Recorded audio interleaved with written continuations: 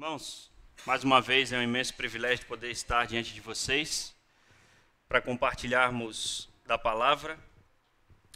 Peço que você abra sua Bíblia em Efésios capítulo 2. Antes de lermos o texto, deixa eu dar um breve resumo do que nós temos visto até aqui. Para quem chegou aí de paraquedas no culto, nós estamos pregando o livro de Efésios, versículo a versículo, e consideramos esse um método de pregação muito eficaz, porque nós não podemos fugir dos textos difíceis, então temos que pregá-lo aí versículo a versículo, seja qual for o texto. E às vezes é irresistível para o pastor pregar aquilo que ele quer, ele vai para textos que ele gosta mais, atributos de Deus que ele gosta mais. Então esse é um método que a gente não tem escapatória, tem que pregar os textos difíceis. E por isso ele acaba sendo um método eficiente, para a gente poder ter a compreensão do todo das Escrituras, tá bom? Então estamos pegando aí o livro de Efésios, versículo a versículo, estamos no capítulo 2, versos 12. Tá? Deixa eu só dar um breve resuminho antes de nós lermos esse versículo, que o texto de Efésios 2, desde o versículo 11, na verdade, Paulo está começando, por assim dizer, um novo bloco de argumentos. E na espinha dorsal dos argumentos de Paulo, Paulo quer mostrar à igreja que eles foram alcançados pelo Evangelho, não por acaso, mas que foi um propósito de Deus levar o Evangelho para os gentios, né, ou seja, para os povos não judeus. E o Evangelho, então, chega até a cidade e alcança aqueles que foram eleitos pelo Senhor, como o apóstolo Paulo fala no capítulo 1, eleitos de Deus antes da fundação do mundo. Só que, para o Evangelho fazer isso, Cristo teve que resolver dois principais problemas. O primeiro problema aparece logo aí no início do capítulo, que é os gentios estavam mortos nos seus delitos e pecados. Então é assim que Paulo inicia esse capítulo. Que Cristo, para nos alcançar, ele tem que nos tirar da tumba, do sepulcro. Ele tem que nos trazer à vida.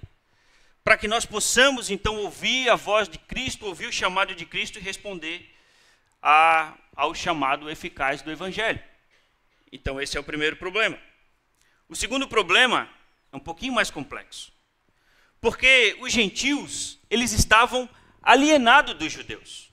Eles não sabiam nada sobre o conhecimento do Deus verdadeiro. Eles estavam na cidade de Éfeso, que é o nosso texto especificamente, eles estavam servindo seus próprios deuses, vivendo as suas vidas, alienados dos judeus. Não eram amigos dos judeus. E eles, por exemplo, não aguardavam o Messias e não colocavam, como os judeus, muitos dos judeus, a esperança no Messias prometido. Eles não sabiam nada disso. Então, esse era um problema por quê? Porque os judeus, eles não tinham contato próximo, ou um contato, digamos assim, abençoador para os povos não judeus, para os gentios. E isso, na verdade, fazia com que os judeus, ao olharem para os outros povos, eles os menosprezavam. Consideravam os outros povos seres inferiores. No versos 11, a gente viu que os judeus chamavam os outros povos de incircuncisos. E que eles não tinham a marca da verdadeira religião. Eles não eram circuncidados. Eles não serviam ao Deus verdadeiro. E o judeu, ele não tinha qualquer tipo, ou não podia ter, cerimonialmente, qualquer tipo de relação com os não-judeus, com os gentios, no caso. E assim, no coração, os judeus passaram a construir um muro de separação. E os gentios não deixaram por aí, também não gostavam dos judeus. Nutriam um ódio pelos judeus, passaram a menosprezá-los e a considerar os judeus um povo também de segunda categoria. Então, aqui não tem mocinho nem inimigo. Ambos viam o outro como inimigo e ambos não eram mocinhos nessa história. O que eu quero dizer com isso? Com esse ódio de um povo pelo outro, uma inimizade crescente, levantou-se então um muro de separação. E para Cristo sair da Judéia, sair do judaísmo, digamos assim, e ir para os outros povos, para alcançá-los, Cristo precisaria quebrar uma série de muros, por assim dizer. Então vamos ler o texto, que vai ficar muito mais claro do que eu tentando dar esse breve resumo. Então, Efésios 2, quero ler com vocês do 11 ao 22. Diz assim: portanto, lembrem-se que anteriormente vocês eram gentios por nascimento e chamados incircuncisão pelos que se chamam circuncisão, feita no corpo por mãos humanas. Naquela época vocês estavam sem Cristo, separados da comunidade de Israel, sendo estrangeiros quanto às alianças da promessa, sem esperança e sem Deus no mundo. Mas agora, em Cristo, vocês que antes estavam longe, foram aproximados mediante o sangue de Cristo, pois ele é a nossa paz, do qual de ambos fez um e destruiu a barreira, o muro de inimizade, anulando em seu corpo a lei dos mandamentos expressos em ordenanças. O objetivo dele era criar em si mesmo dos dois um novo homem, fazendo a paz, e reconciliar com Deus os dois em um só corpo, por meio da cruz pela qual ele destruiu a inimizade. Ele veio e anunciou paz a vocês que estavam longe e paz aos que estavam perto, pois por meio dele também nós, como vocês, temos acesso ao Pai, por um só Espírito. Portanto, vocês já não são estrangeiros nem forasteiros, mas co-cidadãos dos santos e membros da família de Deus, edificados sobre o fundamento dos apóstolos e dos profetas, tendo Jesus como a pedra angular, no qual todo edifício é ajustado e cresce para tornar-se um santuário santo no Senhor. Nele vocês também estão sendo edificados juntos para se tornarem morada de Deus por seu Espírito. Vamos orar mais uma vez? Pai Santo, nós estamos diante das Sagradas Escrituras, texto escrito pelas mãos de Paulo, inspirados pelo Senhor. Cremos e temos para nós esse texto como autoridade. Portanto, Senhor, tenha misericórdia de nós e da tua igreja. Haja por meio de nós, por meio de teu Espírito Santo, e traz a nós o conhecimento, a edificação, ó Deus, para sermos mais parecidos com Cristo. Que o Senhor discipline aquele que precisa, mas também que o Senhor traga refrigério a quem precisa de refrigério, conforto a quem precisa de conforto. Dá a cada um mediante a sua palavra, conforme a sua vontade, pois a igreja é do Senhor, e nós estamos aqui para aprender do Senhor. Então tenha misericórdia de nós, tenha misericórdia também de mim, em nome de Jesus. Amém. Voltamos ao versículo 12. Vou pregar somente esse versículo, tá bom? Dei uma lida até o 22, porque meio que é um bloco de argumento para você estar mais ou menos por dentro do assunto, o pano de fundo, digamos assim. Então, o versos 12 diz o seguinte: naquela época, vocês estavam sem Cristo, separados da comunidade de Israel, sendo estrangeiros quanto à aliança da promessa, sem esperança e sem Deus no mundo. Amigos, quando Paulo levou o evangelho até a cidade de Éfeso, essa era a condição dos gentios. Essa era a condição. Qual condição? Eles estavam sem Cristo, separados da nação de Israel. Eles não sabiam nada sobre as alianças da promessa, estavam totalmente alienados. Então, como você vai falar de um Messias que eles não estavam aguardando? Esse era o problema. Então, eles estavam totalmente alienados. Estavam também sem esperança e sem Deus no mundo. Mas sem esperança e sem Deus no mundo, pela ótica do Evangelho. Porque nós sabemos que não é assim que as pessoas vivem. Mesmo aqueles que não têm Cristo em seus corações, não vivem sem esperança. E não vivem, digamos assim, sem um Deus. E a condição de Éfeso, naquela época em que o apóstolo Paulo colocou lá os seus pés, é a mesma condição da nossa cidade, do nosso país, nos dias de hoje. A mesma. 2000 anos, e nós ainda temos um povo sem Cristo, separados da nação de Israel, e estranhos quanto às alianças da promessa, sem esperança e sem Deus no mundo. A mesma condição. Quando Paulo diz que os gentios estavam sem esperança e sem Deus no mundo, como eu falei, ele o diz pela ótica do Evangelho. Mas isso não significa que eles não tinham qualquer tipo de esperança. Eles tinham. Ao menos que tenhamos alguém com sérios problemas psicológicos e que vive uma vida sem qualquer tipo de esperança, para a maioria das pessoas, ou para a grande multidão, assim como era para os cidadãos da cidade de Éfeso, nós vivemos com esperança. Não significa que é esperança no Deus verdadeiro. Não significa que é esperança em Cristo. Mas as pessoas têm esperança. Então, pode parecer que eu estou contradizendo o apóstolo Paulo, que diz que eles viviam sem esperança e sem Deus no mundo, mas não estou. Eles tinham, eu fiz algumas pesquisas, graças ao Logos, eles tinham por volta de 50 divindades na cidade. 50.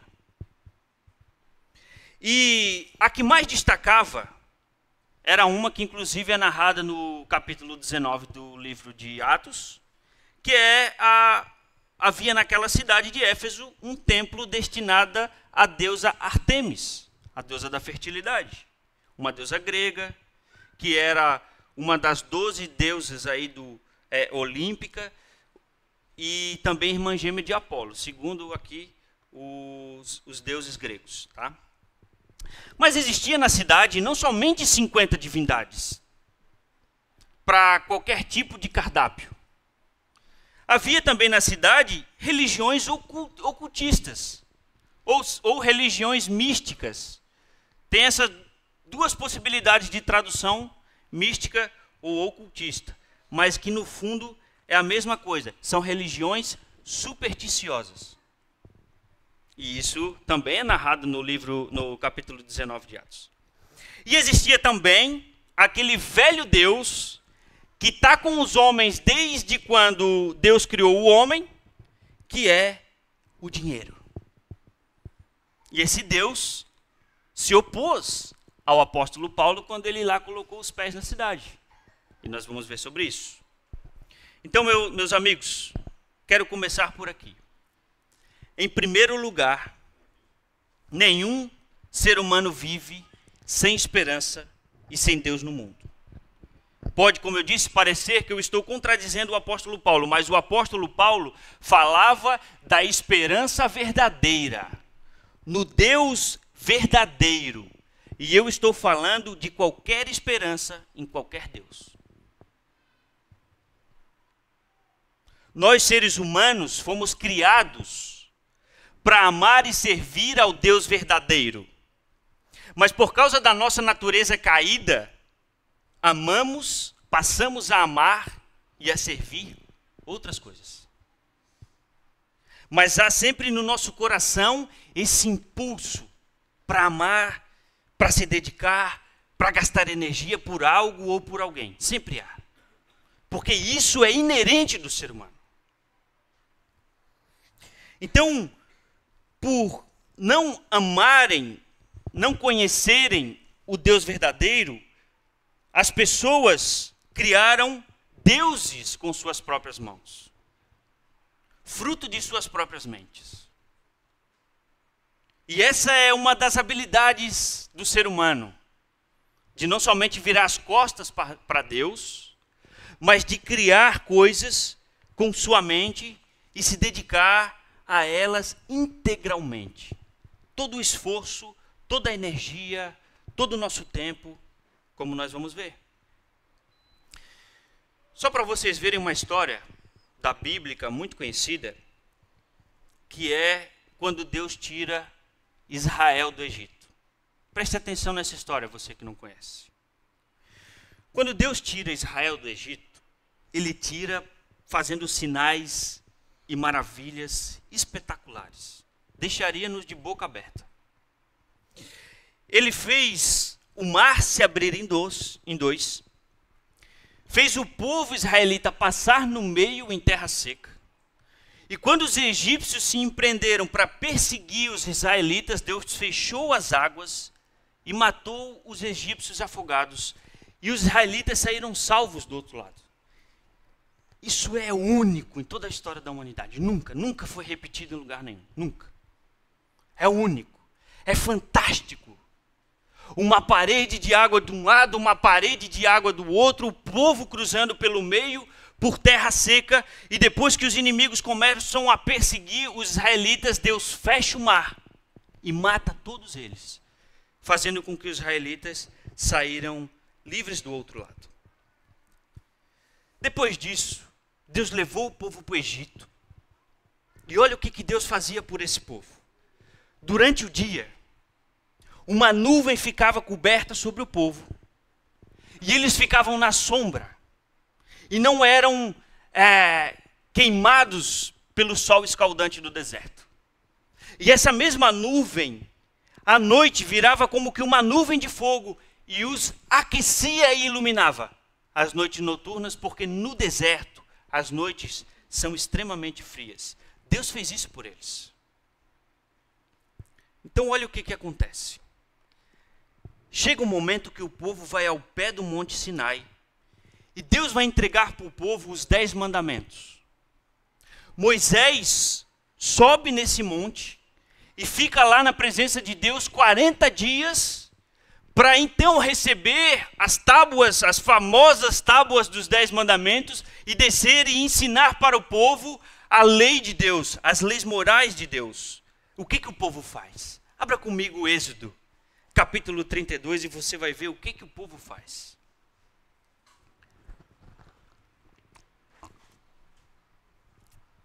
Êxodo 32. O povo, versos 1 a 6, tá? Êxodo 32, versos 1 a 6.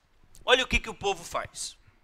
O povo, ao ver que Moisés demorava a descer do monte, juntou-se ao redor de Arão e lhe disse: venha, faça para nós deuses que nos conduzam, pois a esse Moisés, o homem que nos tirou do Egito, não sabemos o que lhes aconteceu. Respondeu-lhes Arão: tirem os brincos de ouro de suas mulheres e de seus filhos e de suas filhas e tragam-nos a mim. Todos tiraram seus brincos de ouro e os levaram a Arão.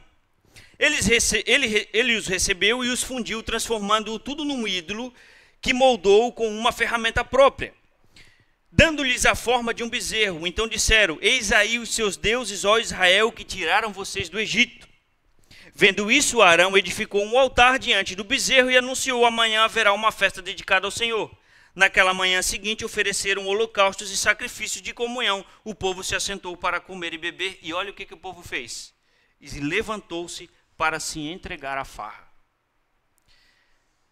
Veja quão rápido eles viraram as costas para o Deus verdadeiro. E passaram a servir o próprio Deus que eles criaram com suas mãos. Você pensa assim: se Deus fizesse um milagre, ou aparecesse para mim, ou fizesse um sinal maravilhoso, eu nunca o abandonaria, eu nunca o negaria, eu nunca deixaria de servi-lo. Pois eu digo que você deixaria sim. Qualquer um de nós é capaz de deixar sim. Por mais fantástico que Deus tenha feito coisas na nossa vida. Olha, essas pessoas, eles passaram no meio do mar, uma parede de água de um lado, uma parede de outro. Deus fez sinais fantásticos e maravilhosos na frente deles. Bastou 40 dias. E eles viraram as costas para Deus. E eles não buscaram a Deus em oração, eles não foram: vamos buscar nós a Deus, de repente Moisés morreu no monte, vamos tentar nós alcançar a Deus. Não, eles fizeram um bezerro com os seus brincos e os seus anéis. Foi isso que eles fizeram. Então, a cidade que Paulo pisou, de Éfeso, estava cheia de deuses criados e inventado pelos homens. religião para todos os gostos. E será que não é um pouco parecido com a nossa cidade? Será que nós não temos também religião para todos os gostos? Deuses para qualquer tipo de coração? Para satisfazer qualquer desejo? Sim, temos. Sim, temos. Alguém pode dizer assim, mas na nossa cidade nós não temos templos erguidos aos deuses gregos como tinham Éfeso. Mas nós construímos outros tipos de templos, por assim dizer. E temos outros tipos diferentes de religiões. Mas nenhuma dessas várias que tem por aí são religiões que nos conduzam ao Deus verdadeiro. Mas essas pessoas que servem aqueles deuses falsos não estão sem esperança.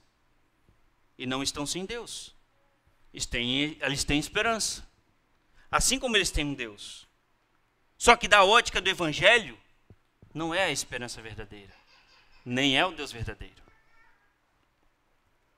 Nós temos, por exemplo, altares para satisfazer o consumismo desenfreado do nosso coração. Nesses altares, o que nós colocamos? Estátuas? Não. Nós colocamos sapatos, roupas, joias, todo tipo de objeto. Está lá na vitrine, com luzes destacadas, especiais, criando no ser humano um desejo por consumo, fazendo as pessoas desejarem blusas, relógios e não descansarem até possuí-los. Não me interpreta mal, tá bom? Não me interprete mal. O que eu quero dizer é que o coração desenfreado de uma pessoa que não tem Cristo pode ser o de viver para consumir. E sua vida se resume a isso. A de sempre desejar o que não tem e nunca se contentar com o que tem.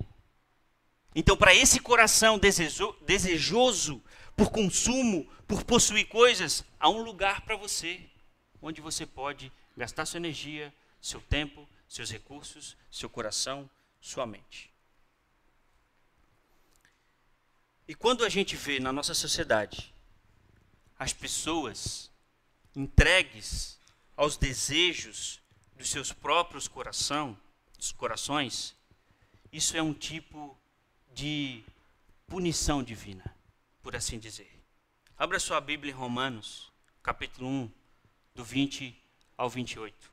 E vamos ver como que Paulo descreve Deus entregando aos homens saciarem os desejos de seus próprios corações.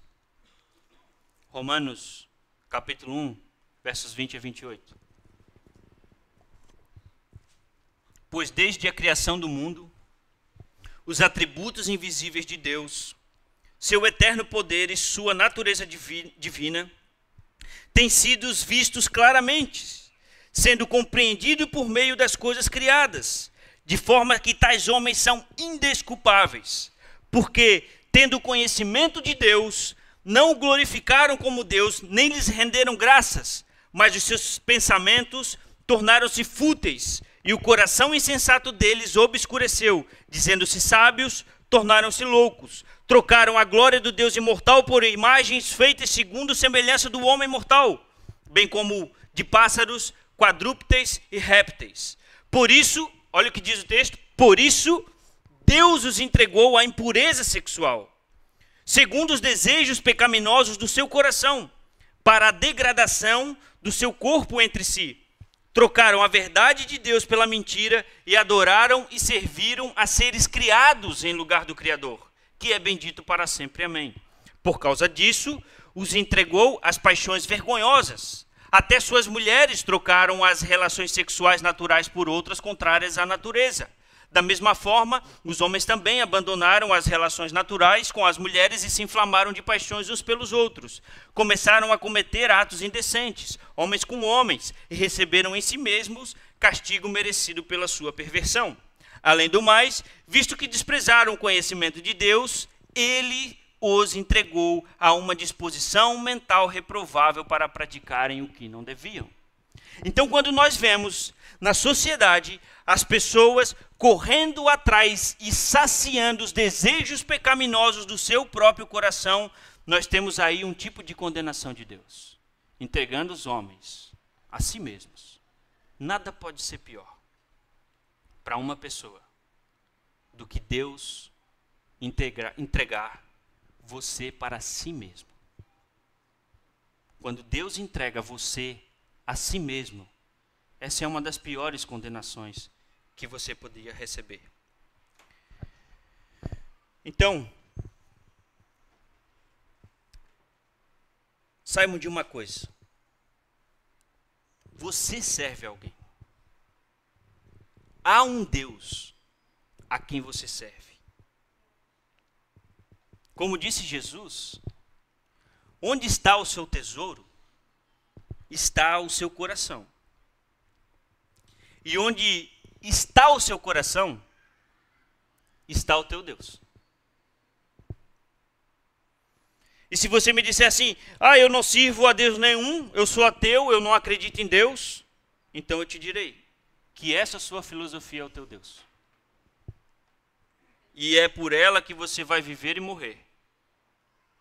E é sobre você que nós lemos agora há pouco, Romanos, no finalzinho do 21, que diz: Mas os seus pensamentos tornaram-se fúteis, e o coração insensato deles se obscureceu. Dizendo-se sábios, tornaram-se loucos. Você pode até parecer sábio aos próprios olhos, mas as Escrituras dizem que você não passa de um insensato e de um louco. Achar que não serve a Deus nenhum é servir ao altar do seu próprio coração e passar a vida correndo atrás das futilezas dos seus desejos e dos seus pensamentos. Então, sim, você serve a alguém, e servir a si mesmo e aos seus desejos, por assim dizer, aos olhos das Escrituras, é como servir a Deus. E você sabe, e há um teste que você pode saber se está servindo ao Deus verdadeiro ou se está servindo a um falso Deus. Eu quero usar o texto de Marcos 12, versos 30. Para mim, esse texto é o divisor de águas. Marcos 12, versos 30. 12, versos 30. Marcos 12, versos 30. O que é o Marcos 12, versos 30? É o Senhor Jesus dizendo qual é o primeiro e grande mandamento. E ele diz o seguinte, versos 30. Ame o Senhor, seu Deus, de todo o seu coração, de toda a sua alma e de todo o seu entendimento e de todas as suas forças. Você faz isso com Deus? Ou você faz isso pelo futebol? Se você faz isso pelo futebol, se você o ama de todo o coração, de toda a sua alma, com todo o seu entendimento e despende nele toda a sua força, este é o seu Deus. Eis aí o seu Deus. É uma bola. Parabéns. Se você despende todo o seu coração pela sua esposa, pelos seus filhos, gasta todos os seus recursos, só pensa neles, se preocupando com eles, o seu filho é o seu Deus. Parabéns. Só falta você se ajoelhar aos pés dele. Eu trabalhei num lugar, eu já falei isso, que eu trabalho com móveis planejados, tenho uma empresa de móveis planejados. E a gente estava trabalhando, fabricando um quarto para um casal e eles só tinham um único filho. E eles pensaram nos mínimos detalhes. Nos mínimos. Aquele menino tinha videogame, tinha computador, tinha isso. Havia gavetas que saíam debaixo da cama, LED que trocava de cor, tudo por controle. Um armário para todas as coisas, estantes para brinquedo, todo tipo de brinquedo. Ele tinha de tudo, tudo. E aí, o meu pai que trabalha comigo falou, a gente está construindo um quarto ou a gente está construindo um templo? E é isso, a vida daquele casal... Por poucos contatos que a gente teve, a vida daquele casal se resumia no filho. Era escola do filho, natação do filho, o jiu-jitsu do filho, o final de semana com o filho, o parquinho com o filho. E é isso. E é isso. Quando nós fazemos isso por algo ou por alguém, nós estamos substituindo no nosso coração amar e servir ao Criador para amar e servir as criaturas. E a cidade de Éfeso estava abarrotada disso. E não é diferente nos dias de hoje. Se você gasta todo o teu empreendimento, todo o teu ser, toda a sua alma com algo, esse algo é o teu Deus. Em segundo lugar, onde está o teu Deus? Está a tua esperança. Por isso que Paulo atrelou a esperança a Deus. Sem esperança e sem Deus no mundo.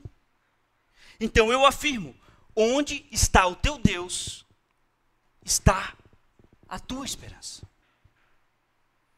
Paulo diz que os efésios estavam sem esperança e sem Deus no mundo, e ele falava da esperança verdadeira no Deus verdadeiro, e não que eles não tinham qualquer tipo de esperança. Eles tinham esperança, mas não é uma esperança inabalável como a nossa esperança em Cristo. Mas eles tinham esperança naquilo a qual eles estavam dispostos a viver, seja alguma divindade, seja pelas religiões supersticiosas, ou seja pelo dinheiro. Então eu quero ver com vocês, rapidamente, essas três coisas que apareceu como uma oposição a Paulo quando ele colocou os seus pés na cidade de Éfeso. Divindade, religiões supersticiosas e dinheiro. É isso que ele enfrentou quando ele botou os pés em Éfeso. Então vamos lá. Se você tem esperança em alguma divindade que não seja o Deus descrito na Bíblia, eu quero fazer algumas perguntas a você e comparar o seu Deus com o Deus que nós confessamos, cujo conhecimento está aqui, por meio das Escrituras. E eu quero comparar isso. O Deus que você crê e serve com o Deus que nós cremos e servimos. E vamos ver qual permanece de pé. Quem é o seu Deus? Como ele surgiu?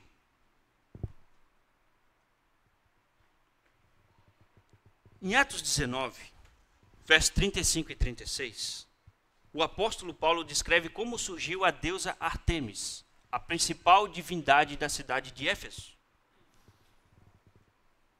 E ele diz o seguinte, Atos 19, versos 35.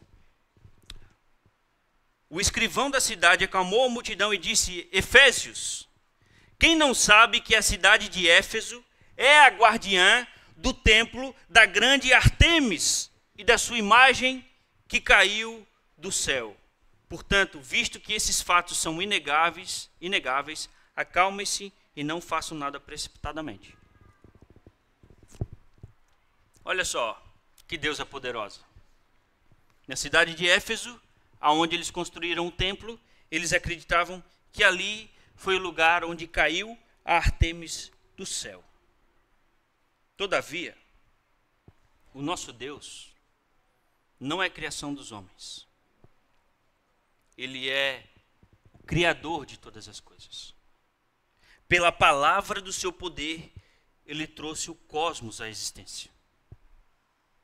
Todo o universo. Os cientistas dizem que uma explosão trouxe tudo à existência e nós dizemos que Deus trouxe a explosão que trouxe as outras coisas à existência. Não há qualquer tipo de contradição. Então o nosso Deus, ele é Senhor absoluto sobre toda a criação. Um Deus acima de qualquer outro. Incomparável. Não há uma religião que chega sequer perto.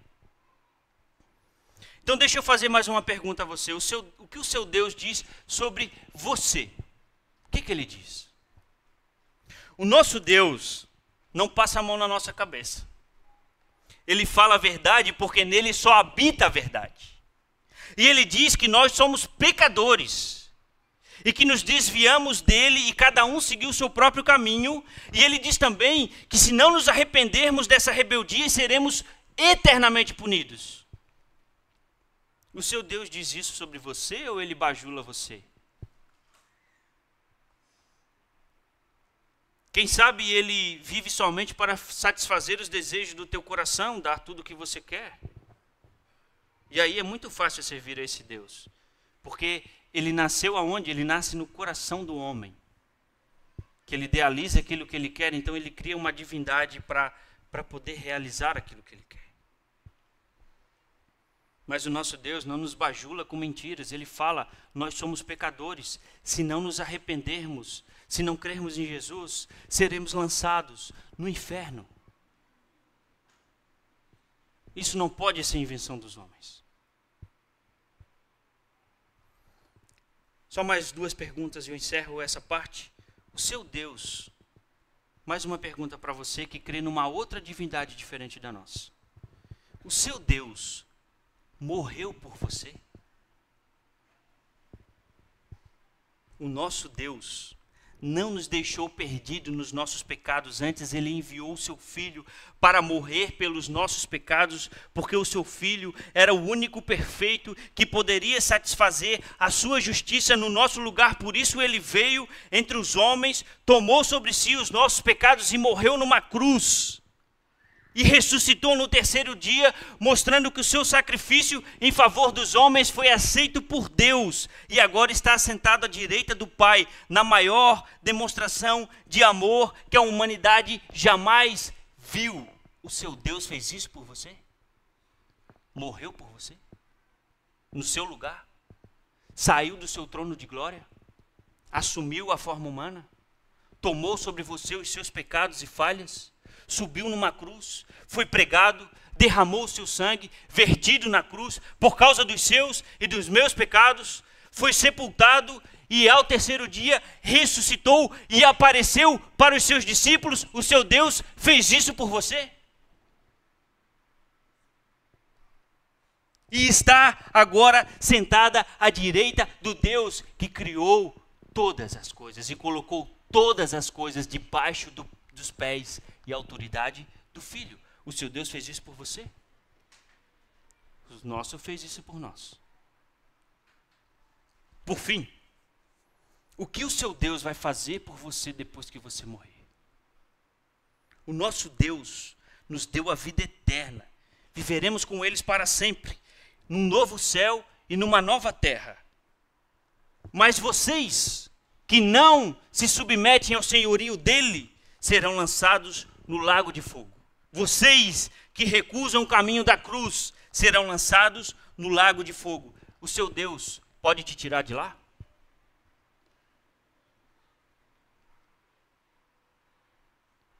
Então, se você concluiu que o teu Deus é fraco, que ele não para de pé diante do Deus que criou todas as coisas, eu falo e conclamo a você: abandone-o. Abandone a idolatria e volte-se para Cristo. Ele te recebe de braços abertos. Nós éramos todos idólatras. Satisfazíamos os desejos do nosso coração. E era isso que Paulo falou quando chegou em Efésios. Abandone, volte-se para Cristo. Ele irá perdoar os seus pecados e enxugará as suas lágrimas. Outras pessoas que por um momento se opuseram ao evangelho de Paulo foram aqueles amantes das artes mágicas. E isso é muito parecido com a nossa cultura. Quando eu estava estudando, eu fiquei abismado com as semelhanças.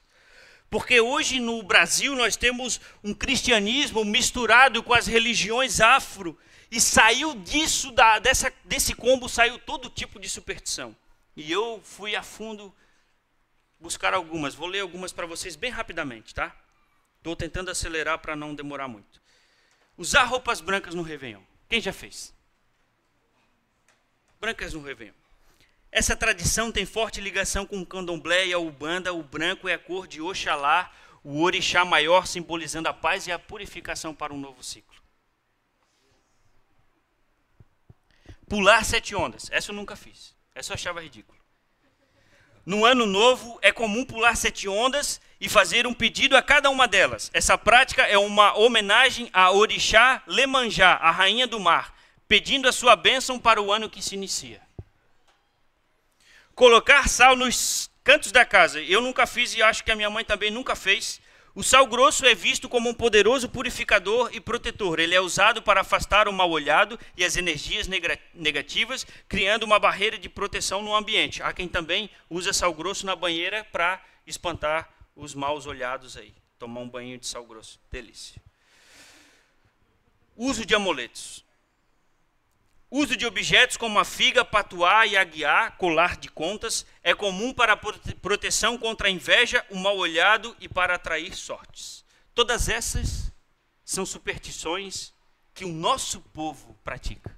Nosso povo. Não estou falando dos efésios, eu estou falando do brasileiro. O nosso povo pratica. E algumas pessoas passam a vida inteira vivendo por meio delas, crendo nisso. Aprisionadas, pelo menos da nossa perspectiva, vivendo segundo as suas próprias crenças e as próprias convicções. E aí você para e pense, que algumas coisas é extremamente ridículo e as pessoas são capazes de viver isso afinco, gastando realmente as energias, como por exemplo, você passar a virada vestido de branco. Como isso pode trazer paz para o ano seguinte? Como uma roupa pode estar associado às dezenas e milhares de coisas que vai acontecer a você no ano seguinte? Qual que é o meu ponto aqui? Que, gente, por mais que nós possamos olhar para isso agora e dizer, não, isso é ridículo, isso não faz sentido nenhum. Mas eu digo a você, é ridículo para você, mas não para aquelas pessoas que vivem e creem nisso. E o pior disso, é a gente ver crentes praticando essas coisas. E uma das coisas mais prejudiciais para o cristianismo moderno é um crente supersticioso. E nós estamos abarrotados até o teto de crente supersticioso. Abarrotado. Um crente supersticioso não tem Cristo como suficiente. Ele não tem a Bíblia como suficiente. Ele precisa de mais algumas coisas para trazer paz. Ele se preocupa com a inveja e com o mal-olhado, mas não se preocupa com Deus ou com os pecados do coração. E por isso ele precisa estar atrelado ou atrelar a sua fé às suas superstições. Mas nós não fazemos isso. Nós cremos que Deus governa e controla todas as coisas e que nada foge do seu governo, e então nada pode nos atingir sem que antes tenha que passar pela permissibilidade divina. E se acontecer alguma coisa conosco, nós temos a convicção que Deus vai usar aquilo para o seu propósito, para nos moldar à imagem de Cristo. Então nós não temos medo de nada, não tememos nada. Não somos supersticiosos. Certa vez eu estava conversando com uma amiga crente, que eu tenho um carinho especial por ela, mas eu descobri que ela colocava na cabeceira de cama um símbolo azul, parece uns olhinhos, e aí perguntaram para ela, mas o que isso significa? Não, isso é para proteção dos sonhos. Crente. Que acredita nesse Deus que cria e governa todas as coisas usando um amuletinho para a proteção dos sonhos.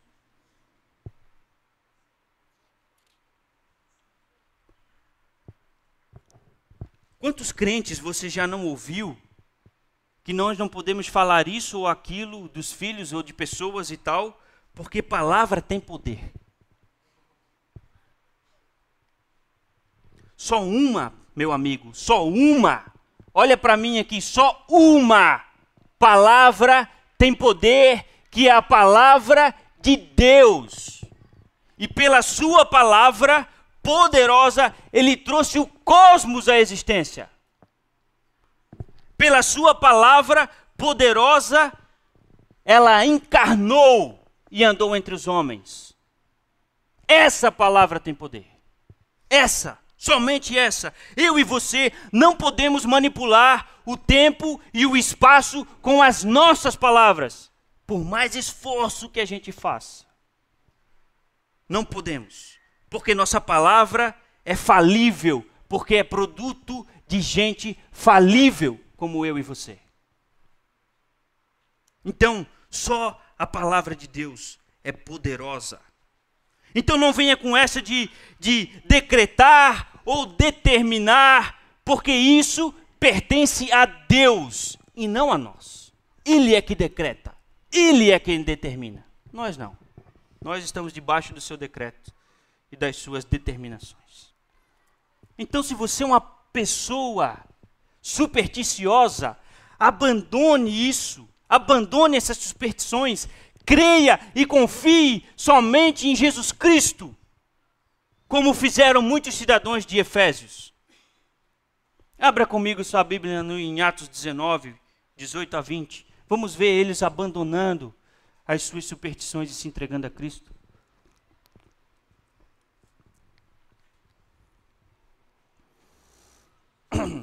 Atos 19, 18 a 20.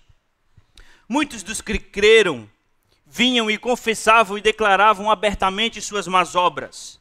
Grande número dos que tinham praticado ocultismo, aqui as artes mágicas ou artes supersticiosas, todas essas traduções são válidas. Grande número dos que tinham praticado ocultismo reuniram seus livros e os queimaram publicamente. Calculando o valor total, este chegou a 50 mil dracmas. Já faço uma tradução para vocês. Dessa maneira, a palavra do Senhor muito se confundia e se fortalecia. Cada dracma, mais ou menos o que os historiadores dizem, que cada dracma valia a um dia de trabalho de um trabalhador. É uma moeda de prata. Se nós pegarmos o salário mínimo, dividir por 30, vai dar mais ou menos um salário diário de R$50. Se pegarmos R$50 e multiplicarmos por 50 mil, teremos 2,5 milhões. Esse era mais ou menos o valor. 2,5 milhões. O que aconteceu aqui? Aquelas pessoas, diante das suas, da sua religião, das suas religiões supersticiosas, diante do Cristo apresentado, eles abandonaram aquelas coisas supersticiosas, pegaram aqueles livros, levaram na praça, tocaram fogo e disseram para todo mundo ouvir: isso aqui não vale nada, temos Cristo, temos tudo.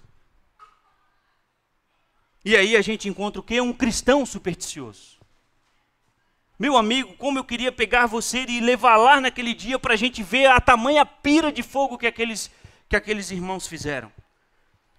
Gastaram centenas de milhares para possuir aqueles livros supersticiosos, gastaram uma vida, dedicaram uma vida inteira para seguir aquelas religiões, mas quando Paulo apresentou Cristo e o Evangelho, eles abandonaram tudo e ficaram com Cristo e o Evangelho. Pegaram aqueles livros, tocaram no centro da praça, tocaram fogo e disseram: isso é palha, isso não vale nada, nós temos Cristo, nós temos tudo.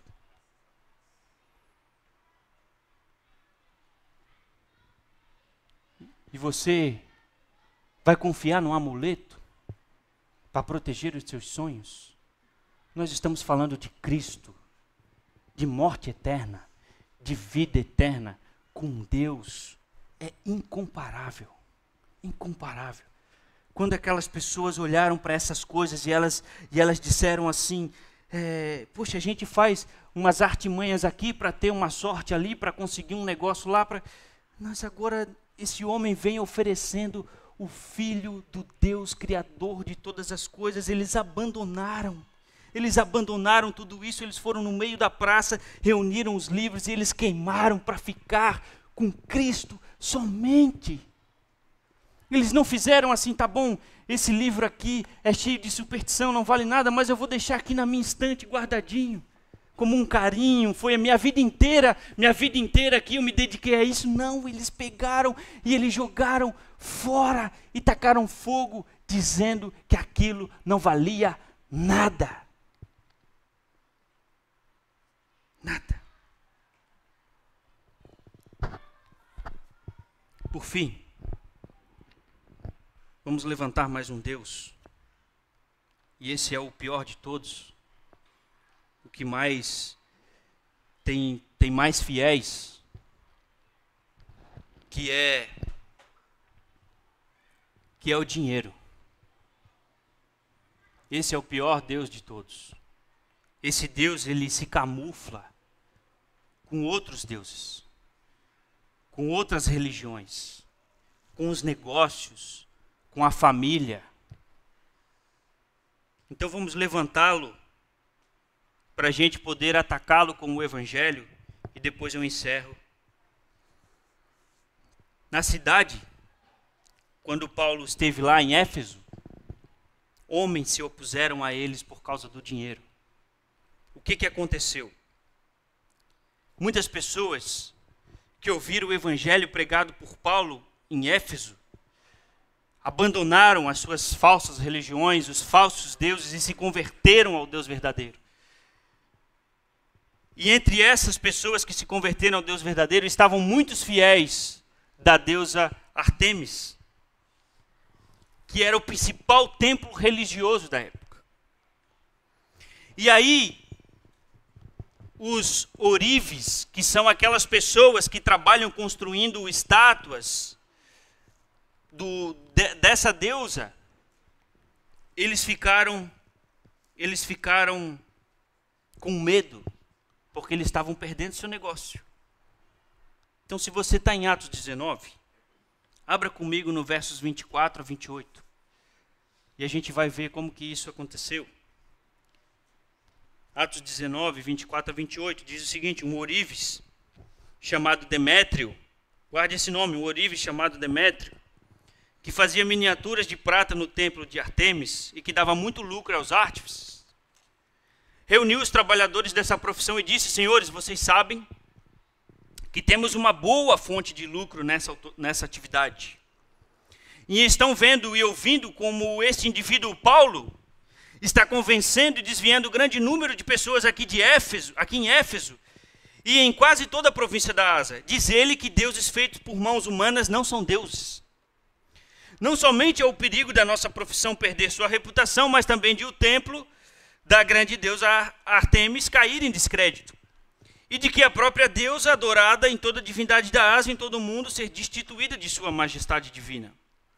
Ao ouvirem isso, eles ficaram furiosos e começaram a gritar: grande é a Ártemis dos Efésios, grande é a Ártemis dos Efésios, grande é a Ártemis dos Efésios. É isso que o texto diz.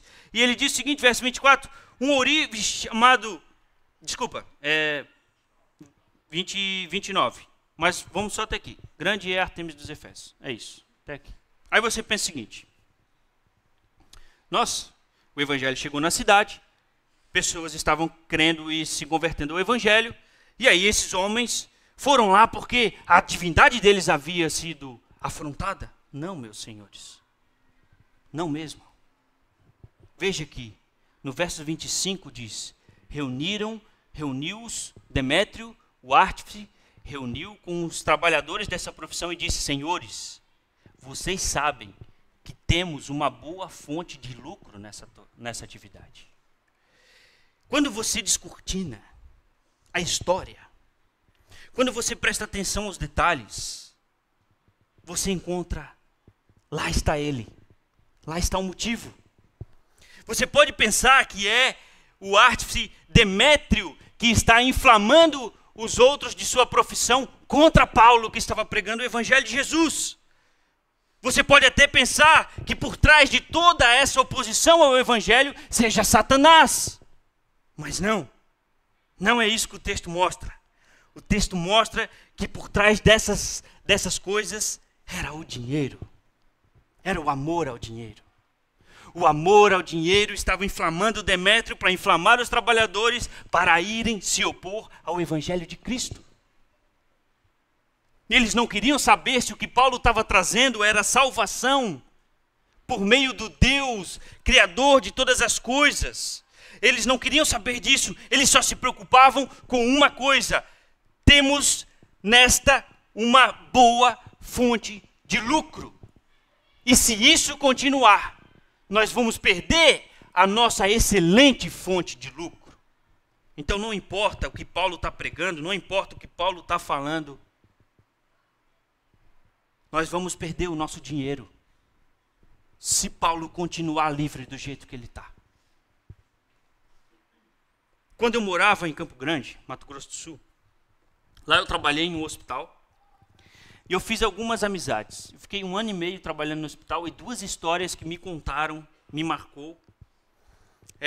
Uma delas, um dos servidores, ele tinha um certo money e ele deixava tudo na conta. Só que o filho tinha acesso à conta dele. E os dois eram amigos, pai e filho. Mas chegou um dia que eles se brigaram. Ao ponto que todo mundo no hospital, um dos servidores se brigou, o filho não trabalhava lá, eles se brigaram feio, ao ponto que todo mundo no hospital ficou sabendo. Chegou um dia que aquele homem foi ao caixa eletrônico fazer um saque e apareceu na tela saldo insuficiente. Ele tentou de novo, botou um valor mais baixo, apareceu na tela de novo, saldo insuficiente. Quando ele buscou para abrir no caixa eletrônico os recursos que ele tinha na conta, estava lá 0. O filho roubou e desapareceu. Aquele homem infartou no caixa eletrônico e morreu. No caixa eletrônico. Acabou, Deus. Acabou a vida.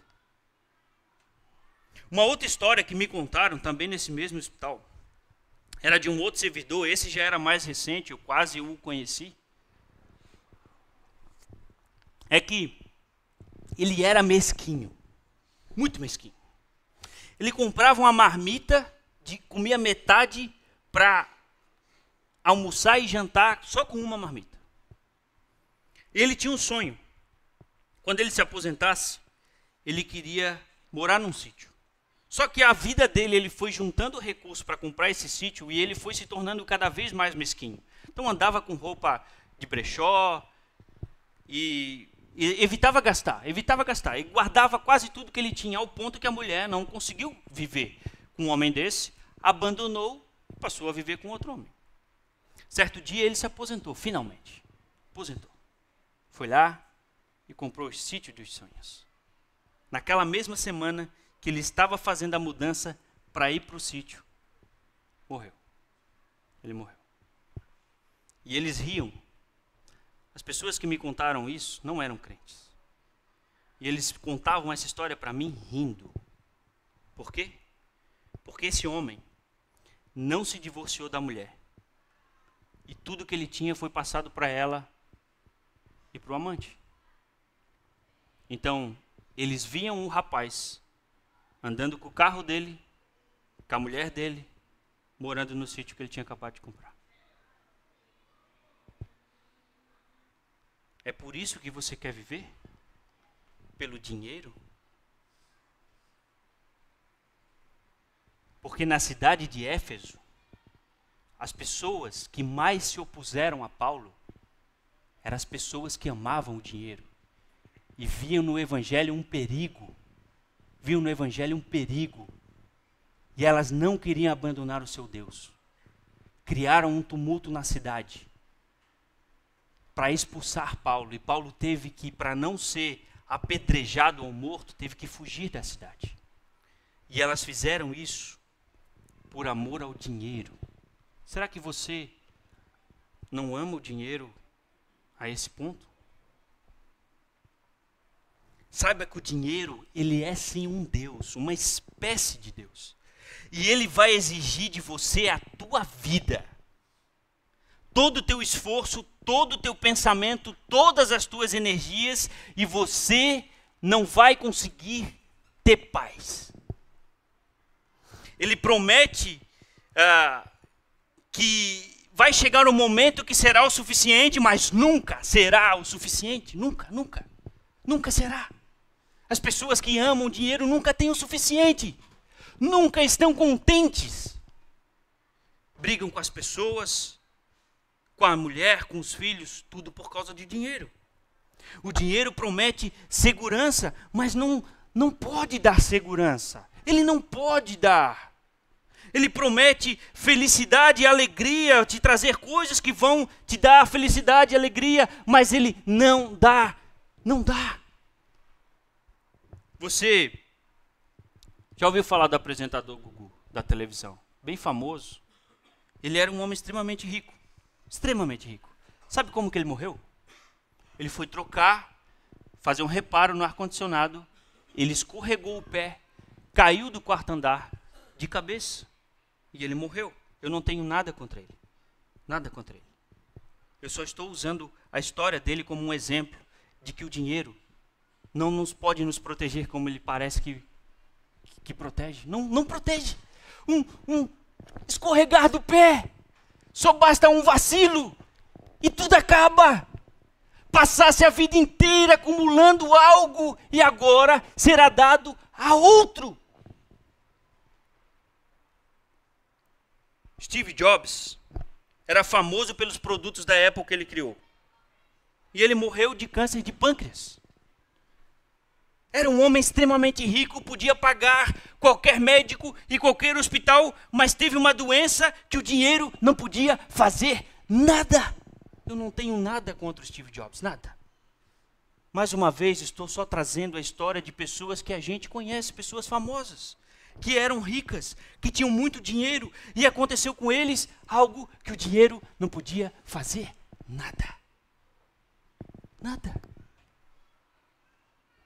Então, para que colocar a tua esperança como aqueles homens de Éfeso fizeram? Para que colocar a tua esperança em algo que é tão falível como o dinheiro? Eu não estou dizendo que nós cristãos devemos fazer votos de pobreza. Eu estou falando que nós não devemos ser levados pelo dinheiro. Que nós devemos aprender a estar contente com o que temos, como Paulo diz, se temos o que comer e o que vestir, estejamos descontentes. Jesus diz, não acumulem para vocês tesouros na terra, onde a traça e a ferrugem destrói, e onde os ladrões arrombam e furtam, mas acumulam para vocês tesouro nos céus, onde a traça e a ferrugem não destrói, e onde os ladrões não arrombam nem furtam, pois onde estiver o seu tesouro, aí está o seu coração. E eu digo, aonde estiver o seu coração está o seu Deus, e aí está a sua esperança. Não saibam, como ele diz, saibam que ninguém pode servir a dois senhores, lá em Mateus 6. Pois odiará um e amará o outro, ou se dedicará a um e desprezará o outro. Vocês não podem servir a Deus e ao dinheiro. Então, para que colocar sua esperança no dinheiro?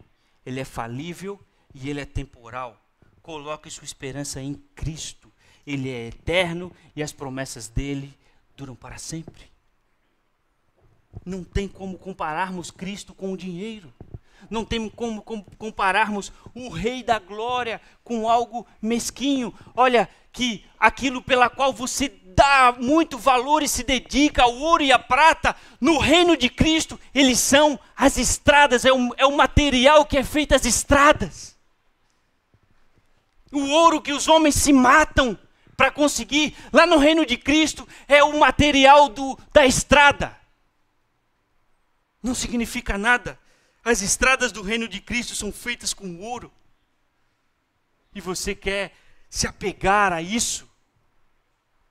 Mas saiba de uma coisa, no teu coração não cabe dois deuses. Ou você serve ao dinheiro, ou você serve a Cristo. Você não conseguirá servir a Cristo e ao mesmo tempo o dinheiro. E os cidadãos de Éfeso fizeram a sua escolha. Eles escolheram o dinheiro e expulsaram Paulo da cidade. Por fim, eu vou concluir. Nós cristãos, nós temos a verdadeira esperança. Nós temos a esperança inabalável. Nós que confiamos no Deus verdadeiro. Nós que não corremos atrás do dinheiro, mas atrás de Cristo. Nós que não desanimamos nas tribulações, porque Cristo está conosco. Não temos medo de governo ou autoridade, porque cremos no Deus Supremo que governa todas as coisas. Você pode dizer a isso, servindo ao dinheiro, que você não tem medo de qual é o presidente que vai subir na cadeira do país? Nós não temos medo. Nós não temos medo. Nós temos irmãos alegres e confiantes e estão no meio de um câncer. Você pode falar isso por alguém que serve ao dinheiro?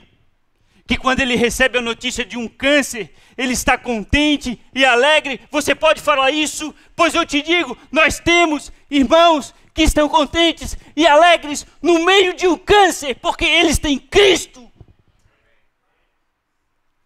Nós temos irmãos que cantam ao Senhor com alegria e confiança inabalável e que estão enfrentando as fortes enfermidades. Você pode me mostrar alguém que confia em outro Deus e que coloca a esperança em outras coisas, que estão alegres e confiantes no meio das enfermidades? Pois eu te mostro. Eu te mostro. Eu te mostro pessoas que estão passando por enfermidades muito difíceis, mas que domingo a domingo se apresentam a Cristo cantando alegremente ao nome dele. Você pode me mostrar uma pessoa que confia no dinheiro, que está alegre no meio de uma doença, que não sabe qual que é, para onde vai ou o que vai acontecer? Você pode me mostrar alguém assim?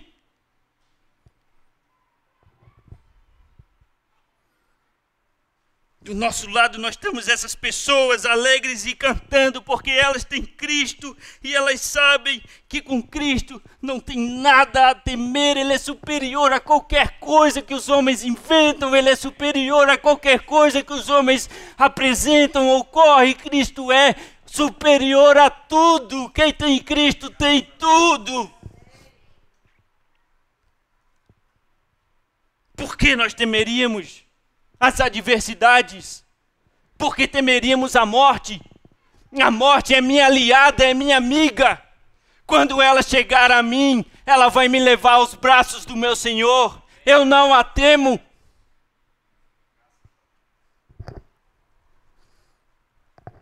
Que diremos, pois, diante dessas coisas? Se Deus é por nós, quem será contra nós? Aquele que não poupou o seu próprio filho, mas o entregou por todos nós, como não nos dará juntamente com ele de graça todas as coisas? Quem fará alguma acusação contra os escolhidos de Deus? É Deus quem os justifica. Quem os condenará? Foi Cristo Jesus, que morreu e mais que ressuscitou e está à direita de Deus e também intercede por nós. Quem nos separará do amor de Cristo? Será tribulação, ou angústia, ou perseguição, ou fome, ou nudez, ou perigo, ou espada, como está escrito: por amor a ti enfrentamos a morte todos os dias. Somos considerados como ovelhas destinadas ao matadouro, mas em todas essas coisas somos mais que vencedores por meio daquele que nos amou. Pois estou convencido de que nem morte, nem vida, nem anjos, nem demônio, nem o presente, nem o futuro, nem quaisquer poderes, nem altura, nem profundidade, nem qualquer outra coisa na criação será capaz de nos separar do amor de Deus que está em Cristo Jesus, nosso Senhor. Você pode falar isso pelo dinheiro? Você pode falar isso pelo Deus que você serve? Mas nós podemos falar isso pelo nosso Senhor. Porque Ele nos ama. Ele perdoou os nossos pecados. E um dia virá para nos buscar, para vivermos eternamente com Ele. Em nome de Jesus. Amém.